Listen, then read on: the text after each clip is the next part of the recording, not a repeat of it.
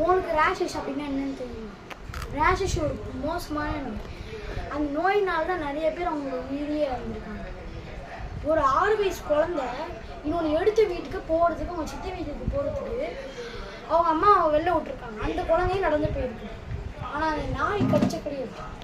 அது கடிச்சதுனால குழந்தை ரேஷஸ் அப்படின்னா அது ஒரு நோய். அது வந்து பிரெயின் எஃபெக்ட் பண்ணிடும்.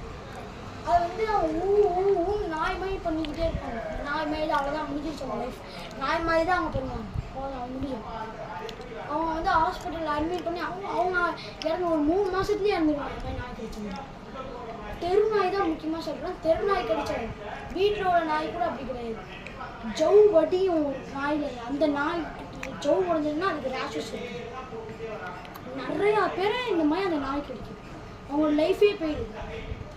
4வது படிக்கிறவங்க கூட வெளில போயிட்டு வராங்க. 3வது படிக்கிறவங்கன்னா அவங்க சொல்லவே கூடாது. நிறையா பசங்க அந்த நாய் தான் கடிக்கும். அந்த நாய் கடிக்கும் போது அது 3 எஃபெக்ட். இந்த மாதிரி நீங்கள் கடிச்சதுன்னா அந்த இடத்துல நிறைய தடவை சோப் நல்லா போட்டுக்கிட்டே இருக்கும். இல்லை 20 தடவை போட்டு தண்ணி ஊற்றணும்.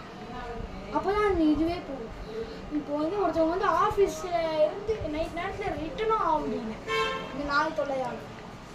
அதனால் அதை வந்து இந்த மாதிரி ஜெயிலில் போடுவாங்க. அது எதுவும் எனக்கு தெரியல சரியா. அது மாதிரியாவது போடுவாங்க. சில பேருக்கு கால் வந்து வேலை செய்யாது. போடும் தடுப்பூசி போடணுன்னா அது காலை தான் அது எஃபெக்ட் பண்ணும்.